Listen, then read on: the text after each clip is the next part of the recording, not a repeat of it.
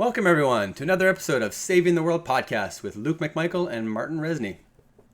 Today, we're going to be talking about seasteading, which is a really fun concept. I don't know how many of you have heard the term seasteading before, but it's relatively new out there. It's been on the internet for maybe about a decade or so, getting more and more popular.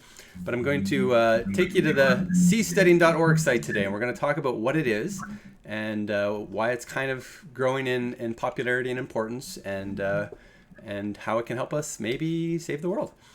So let me just share my screen here. Where do I go? All right. We're going to go to the seasteading site and take a quick look. The Seasteading Institute. So just explaining it to Martin as I'm explaining it to all of you. Who are we? What is seasteading exactly? It's a startup community that float on the ocean with any measure of political autonomy. So the basic concept is you're building cities on the sea. You're increasing the livable landmass of our world by a factor of almost, 2 or 3 times what we have on land if you kind of count the oceans as livable space. And there's lots of interesting concepts there with using the water, using the fish in your surrounding area in harmony and environmentally restorative way, so that you're actually kind of helping the ocean and not, just polluting it with our garbage. You're kind of trying to create a symbiotic nature with the sea and restoring the oceans and cleaning the oceans at the same time that you're taking what you need from them to live. So it's a very interesting concept and a very, I think, environmentally friendly way to see the world. So just give you another quick update. So the Seasteading Institute is a nonprofit in California, founded in 2008. So it's been quite a while now, 15 years. Which is just about spreading this knowledge of what the seasteads are. Just to kind of give you an idea, we'll talk more about these as we go deeper. Some of the active projects all around the world are currently building, communities from nothing, essentially. And they're trying to build whole new continents or whole new cities. So Seabrick, Ocean Builders. You can see some of their cool designs for just starting concepts of seasteading. Atlantis Sea Colony, which would be underwater. Flex based in Singapore, brand new cities on the sea. Ethos Island, which is a really interesting one for starting a whole new city state and getting a brand new charter together, which we've done a lot of work on in the past with constitutions and charters. So Atlas Island, another similar concept in Florida. Freedom Haven, if you can think of the ultimate freedom being at sea. And then many others. Immediately when Americans do it, I'm sort of getting immediately the BioShock vibes. A little bit. So I kind of wanted to share with you guys some of my concepts or my ideas on where it could be going and how I think we need to kind of help it to kind of go in the right direction. So first of all, Martin, I just want to give you a chance to chime in. What's your feeling, or what do you know about seasteads, and what's your feeling on how good they are, or how beneficial they might be for our future? Well, my experience, if you can call it that, with seasteading is consisting primarily of playing, the Beyond Earth, Civilization Beyond Earth, Data Disk Rising Tide, where you can build cities on the ocean for the first time as well as on land. And so I'm just joking a little bit, but the concept that I really like the whole idea of doing that for some reason, and ever since I've been basically a kid, I always liked the sort of whole Atlantis thing, but specifically in a sci-fi context, in Stargate Atlantis, that you get this sort of a futuristic city on the ocean. So the idea of it is super cool to me. But immediately when you started explaining it, I sort of thought of the ecological concerns, the environmental concerns, because of course you can try to do it in a way that's harmonious with the ocean, but whatever the number you said, increasing the sort of number of space that you can build cities on, I think the important problem isn't necessarily space. Really, it's about the resources that you're using. So if you cover more space with human settlements, but it doesn't correspond to a comparable increase of resources that you can use for stuff, then you're really creating more of a problem than a solution, probably. So the question, of course, is how do you get when you're on the ocean? How do you get the resources, which presumably, I guess, water shouldn't really be a problem. If you have high-tech stuff, you have electricity, you can always desalinate water and just have fresh water. That's probably that's solvable, science fiction-wise. Yeah. even like just technology-wise, just the issue of economics. Then you have the food, obviously, that you need to get. And there, I guess, you really need to try to figure out some sort of harmonious coexistence with the ecosystem around you, because what we're doing currently is not just overpolluting the seas, but that's addressable, fixable. You don't have to overpollute. I think you don't have to do that. But with the overfishing and type stuff, so you probably would have to actually try to do some sort of equivalent of farming, Yes. but like in the ocean, while managing the whole yield of like, or basically the volume of the biosphere that you're working with. So just to chime in on that quickly, so there's 3 ways you can get your food in the ocean in totally kind of sustainable way. So obviously the fish are a part of it, but you can do various kinds of aquaculture. So for example, you could have kind of a big silver, a fenced in area with everything that it needs for its own kind of biosphere. And basically you grow whatever kind of fish that are kind of the most harmonious for that particular part of the ocean with enough, natural feedstock and whatever kind of coming and so going. like a tank. Like a tank, basically. You're basically making a fish. They do this already across all the seas. It's just aquaculture, right? China actually already gets about 80% of their fish stock from aquacultures, just in their kind of habitats. And it's a challenge to try to manage the kind of the waste from their area. It's definitely, but they're getting better and better at it. So you can definitely take that technology and do it more even further offshore, and it gets even easier if you don't have to move the fish around as far. You're basically just bringing them up, and then you kind of use the waste from the fish to also grow hydroponics, which you can also grow kind of on your thing. So you've got the fish underneath, you've got hydroponics and aquaponics of various kinds in the city itself, and then you also have the kelp, which is kind of the third one that you can do kind of around the city and as far out as you want, which makes it really easy to farm. Right. And you kind of use the waste process from that to feed the fish, and it's kind of the symbiotic relationship. And then, of course, the compost, which is also part of the aquaponics and hydroponics in the city itself. You compost all your human waste, and you have like a whole bunch of earthworms or whatever that eat all the compost and make really good fertilizer that, again, you use for your hydroponic plants.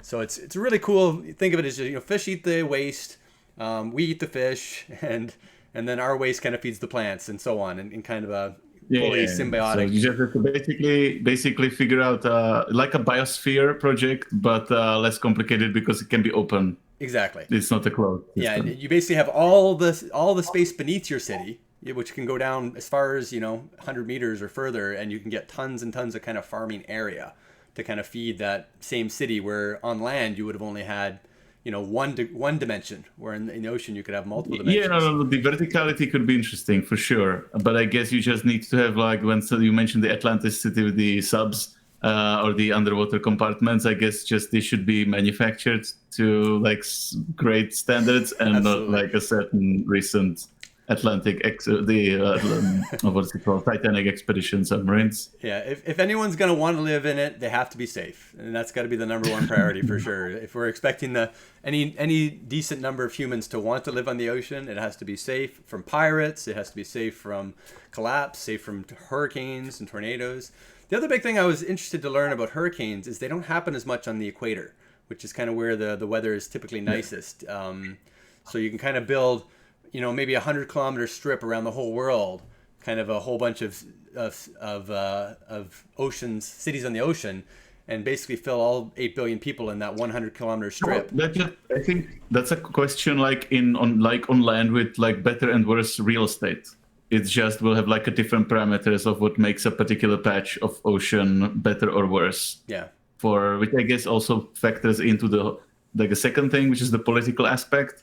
Because of course then a special significance belongs to international waters, because you're legally allowed to have your own legal system pretty much within some very broad constraints. Yes, and this is kind of where I wanted this discussion to lead, of course, is assuming it's possible and it's cheap and sustainable, how do we kind of create a good political system that'll keep it from breaking, I guess. The BioShock thing. Yeah, turning into some kind of authoritarian horrible thing where they're doing testing on embryos, or they're doing testing on humans in various ways that are kind of, designer babies or whatever it might be. And all these movies on gene editing, all those things can become theoretically legal under different countries at the sea that are kind of brand new countries that are made from nothing just so you could test on humans in different ways, or test on, those are scary things in my mind a little bit.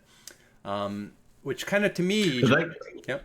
what I would just say to that is that, however, I think that's an issue when what's normal and easy is to be colonizing land. So that's where people colonize stuff. I think the issue with like people currently who would really want to do it are mainly the few people who would like to start some sort of unethical thing that they currently can't do anywhere in the world.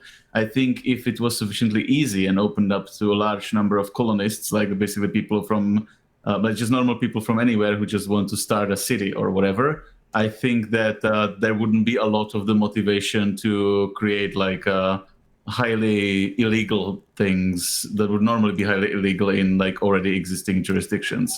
I think there's like most people would just want to have a sort of a normal city anyway.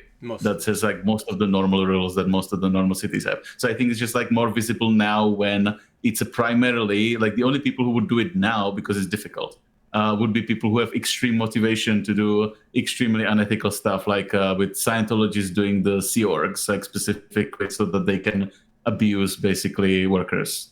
Yeah. They're basically the members of their, well, let's call it what it is, a cult, where they basically want to turn the people into kind of a indentured servants type thing. And then if they work for them in whatever way while being abused on the oceans, in the international waters, then that's technically legal, so I guess it's fine type stuff, or they would do it to avoid taxes or stuff. Yeah. But I think like that's like the people, just my point is the people doing it now are outliers. Like once it would be sufficiently easy, it would be just a normal distribution of political rules as everywhere else currently. Yeah. I would think. I agree. I just think I personally really like the movement. I think it's really good for society to just explore with different ways of living. And I think if we can live well on the ocean, we can probably live better on land as well. The things we learn from kind of living in harmony with the ocean.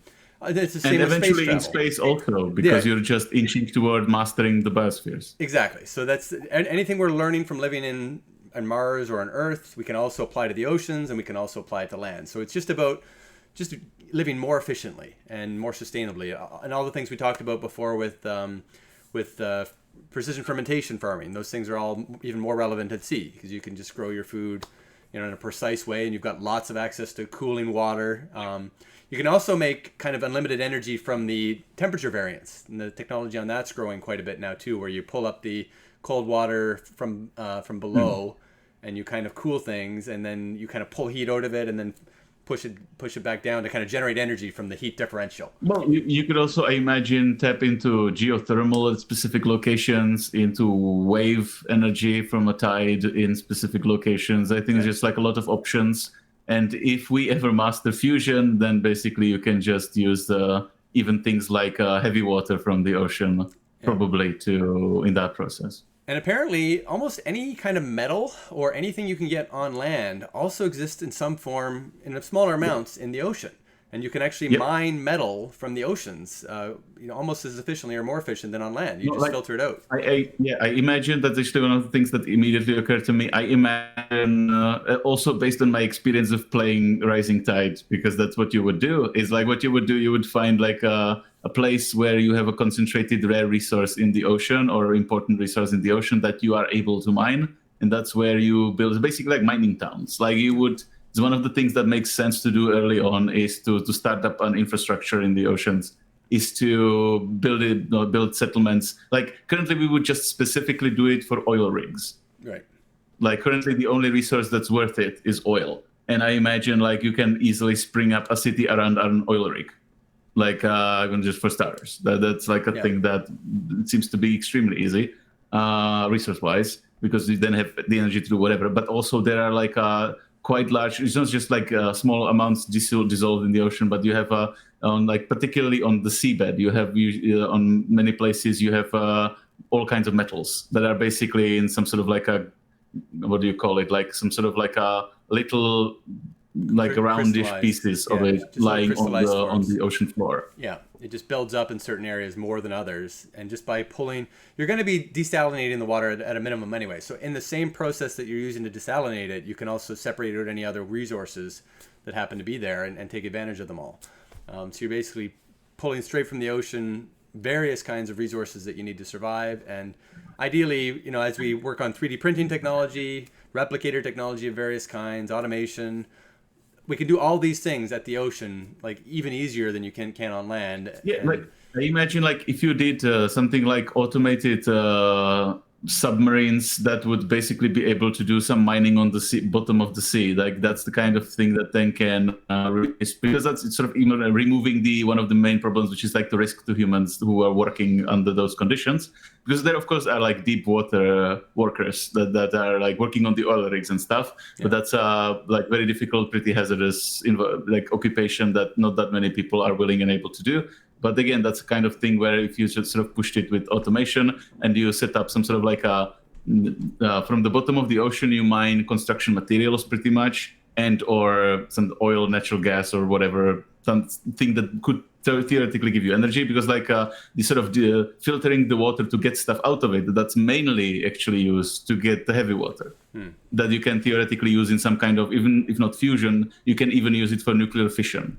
So like you can whip up some sort of nuclear power thing if you made that work somehow. And so there are many ways in which it can work. And of course, if you just use, I don't know, solar, wind, geothermal, and tidal, and all these things, then you can also get pretty much all the energy you need. And the last thing that I thought was very interesting was construction material, because they're actually coming up with a lot of new ones. The one of them was the sea brick thing, where they're actually growing bricks out of the kelp.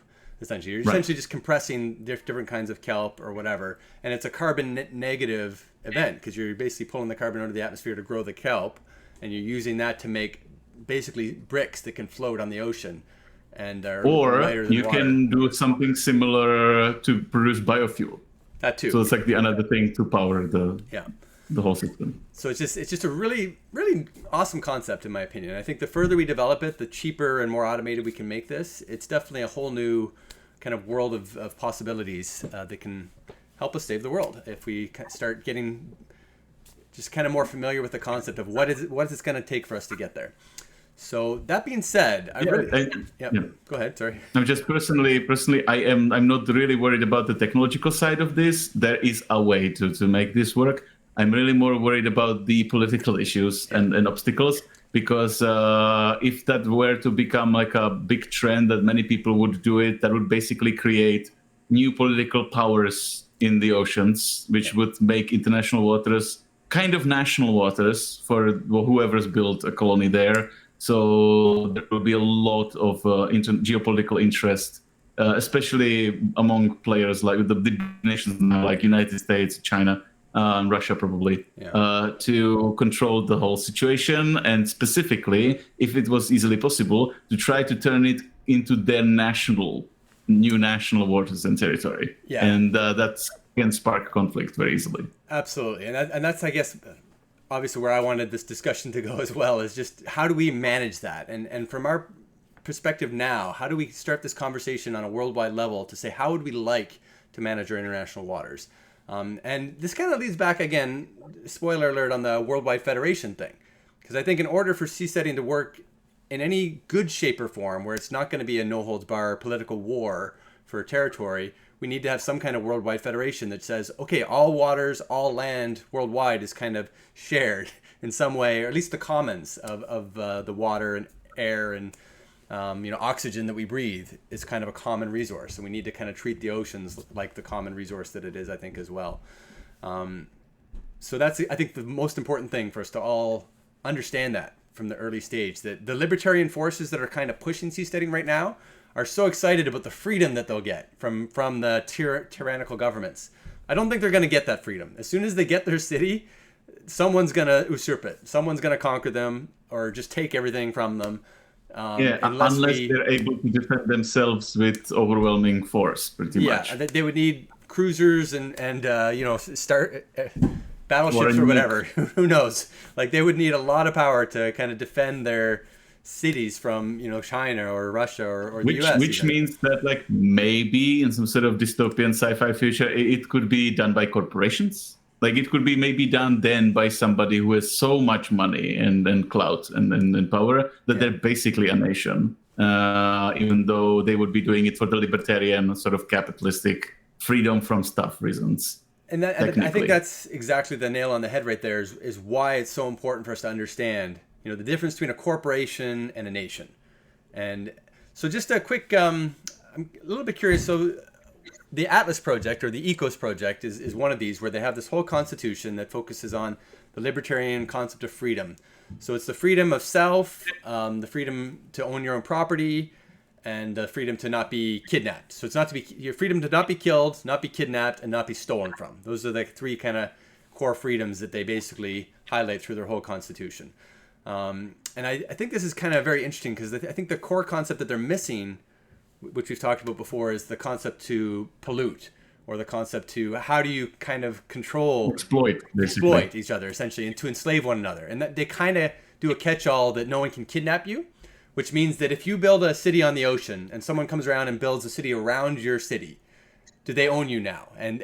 But their concept is you have to have a free path. Following the go rules. Following the rules. So you have to have a free path from wherever your land that you own to whatever is kind of out there, I guess. But is anything... I think like this, a little bit of a problem of these kinds of people, like it's similar with Bitcoin, like they sort of what they imagined it will be and will do for freedom, and these people don't realize that it only sort of is free until it's big. When it gets big, then it gets all of the interest and power struggles and stuff with all the other things that are already big. And it either gets incorporated or it must somehow defeat the old big things. It's just not going to be left alone to do whatever it wants unless it's small and new and overlooked kind of thing. So I think it just needs to be built in some sort of paradoxical, because the most motivated people are the sort of libertarian people, but the framework in which this is doable is like a globalist framework in which the powers have agreed between each other that this is a kind of thing that people can do. Or where you literally don't consider the sort of like whatever you've sort of claimed as like your own property or whatever, but when the whole idea is it's commons, so it's basically anybody can use anything anywhere, but this doesn't really belong to them unless or it won't, and if they sort of prove that they are unable to manage it properly, then some concepts like with the land-based capitalism, like that kind of systems would be sort of required, I think, for the whole initiative to really take off, because it's not a problem. Like it's always possible for several of these settlements being made somewhere on planet Earth by very motivated individuals or groups. Yeah, that's entirely possible always, and they might even get tolerated by the big powers, or it might actually work out fine. But it's just not going to keep working out if it becomes something that's like a big initiative and it's very easy to colonize a lot of new territory.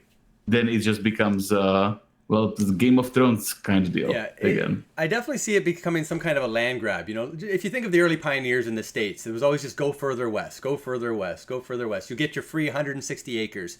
If you just go far enough west, you can lay a flag in the ground and claim legally 160 acres of land for you to farm and manage. And that was kind of how they farmed the West. That's kind of how the American dream essentially started, I guess. Yeah, but at some point, you gotta become United States of America then. They did. And so it's the exact same thing now happening with the oceans. I see that happening. You know, I can't see any way around it except for this federation concept. If we can kind of get this federation worldwide agreement in order first, before this land grab happens, then the land grab becomes kind of we can solve that problem before it happens, I think. Yeah, because it needs to be, I think, for it to work out, it needs to be before it happens, agreed upon sort of transnationalist concept that sort of is universally agreed upon between all the major powers. Yeah. That like pretty much like people can just it's kind of like it would need to get to a point when the nations would basically start letting their people just take off and leave the nation and just go do whatever somewhere else. And it will be more like, I think, something like if the world moves more towards sort of like nations being more a flexible thing, and you basically have a market of nations. Well, because it's sort of a little bit getting in that direction already. But if you have some sort of market of nations, then I imagine it being more accepted by all the powers in the world for new nations to be created constantly wherever there's currently free land. So just a couple of core concepts that Rutger Bregman, who we've talked about before, in his book Utopia for Realists, focused it on the open borders being kind of his key concept, where no one needs a passport. Everyone can just come and go wherever they want. And then the second one was a very basic, universal basic income for everyone in the world based on the commons, based on how much value the land and the resources of the world are providing us on average, just to kind of divide a minimal amount out to every human being on Earth, and everybody gets that. And they can take that wherever they want, to any country they want, because it's an open border. As long as they're alive and they're a human, they have a right to that much.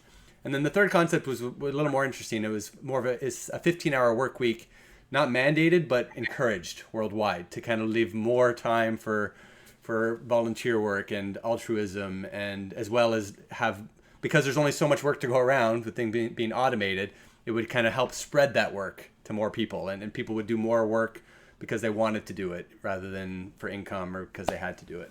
So I think those core concepts would work very well in a world where there was lots of oceansteads and it was cheap to live on the oceans, and you could just kind of take your basic income and live on any ocean area you want. But at the same time, the pollution's being managed on a worldwide level. You can't pollute beyond a certain amount. You have basic human rights. You can't enslave or rape or pillage or steal from anyone anywhere in the world without, the world police force kind of zoning in on you and saying, hey, don't kill that person. You have worldwide rules for all of that human rights stuff, no matter where you are, ocean or not ocean. So those are, I guess the core concepts that I've mentioned is, in order for this to work, we've got to have the basic human rights, we've got to have open borders, and we've got to have some kind of universal basic dividend, I think, to go wherever you go. Sure, but even more importantly, and I think that's what kind of a thing that Peter, geopolitical, what do you call it, philosopher, scientist, Peter Zeihan keeps talking about, and that's you also need a way to stop pirates. Because even if the powers of the world agree, then sure, great, fine. The people will start going there and doing valuable stuff on the oceans that can be stolen. Basically they will just be people with money who can be threatened, or basically what's it called when the mafia just goes to your store and does basically a shakedown on you, that you need to give them some money as insurance. Or that things are going to happen to you. So basically, it's the kind of thing that the pirates would start doing, and the more reason there is for piracy, the more pirates there would be. And the thing is, to stop that, you need to have some sort of superpower or a coalition of powers that keeps patrolling the oceans, meaning a certain size of the navy of a particular type, specifically destroyers, sort of the smaller type boats, the smaller type military vessels. That are patrolling the oceans constantly, or have the capacity to have the ability to go on a mission at a certain distance from where they're normally staged if something happens somewhere. So some sort of operational capacity. And current trend is actually, because this has been done by the United States since the World War II. They have been patrolling in the oceans and keeping them incredibly safe. So there was unprecedented level of global safe trade of the oceans, which the important thing, that's what makes the trade cheap. So that's what makes even the whole thing have a point. And the current trend, though, is that they're sort of scaling that back. So they're sort of giving up that sort of responsibility. So there's already an expectation of an increase in piracy, which at the same time, if the oceans, it's always sort of double-edged in an interesting way. If the oceans are not patrolled by big powers, and the big powers don't really have an operational capacity to strike in the oceans, for instance, China doesn't really have a navy that can strike very far away from China, even if they didn't like something far away from China. So there will be just locations in the oceans where you can operate or do whatever, because you're out of range of pretty much anybody doing anything about it, even if they didn't like it. Or at least for a long time, or at least they would have to become a very high priority for them. So that both makes it easier to start these settlements on the oceans, and at the same time, though, increases the piracy that threatens them. So in that sort of situation, it would probably be more of a Wild West of type of waters. Overall, that it would probably be leaning more toward the crazy freedom-loving libertarians overall. I'd like to avoid that, and I really would. And I think that's, again, why discussions like this are so important for us to get out there sooner rather than later. And I think the U.S. and I think all the militaries of the world will definitely need to work together to try to make the ocean safe and keep the world safe. And that's got to be part of that third point, the basic human rights. No matter where you are in the world, you shouldn't be able to rape, pillage, and plunder. No matter, and that goes back to the war in Ukraine to some extent, as far as what kinds of atrocities might be happening there. The world's got to step in. The world's got to step in and say, look, these are human rights. I don't care what country you're in. I don't care where you are. you should not be able to murder or kill or steal from people. It's basically you need a Team America kind of thing to be the world police. Well, let's call it Team UN, Team United Nations, or Team. I think that's the best way to look at it, or Team Federation Earth, Team Earth. That would be a way more boring movie, though. It would be a boring movie. Yeah, that's the challenge with good things. They're often boring if they're done right? And it doesn't make for a good novel unless there's chaos and death and raping, pillaging and plundering everywhere.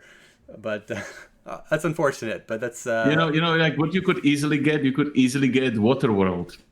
Yeah.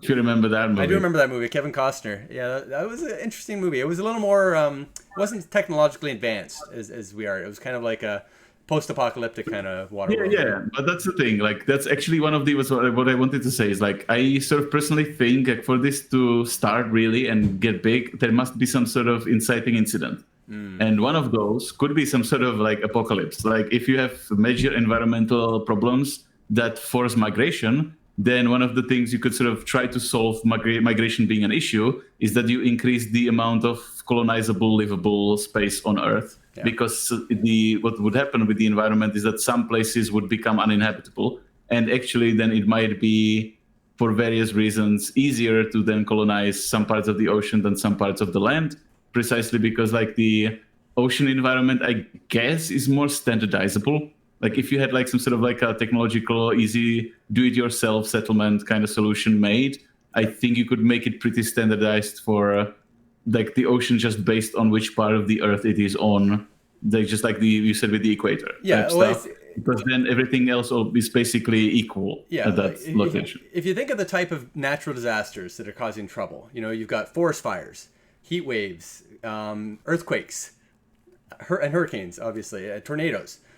None of those things happen at the equator on the ocean. Like, none of them. Like, you might get some tsunamis here and there from earthquakes, perhaps, but they're very few and far between. Tsunami on an open ocean is not a problem. Yeah, it just kind of raised your whole city basically up and down. It's just on the coastline where it's a problem.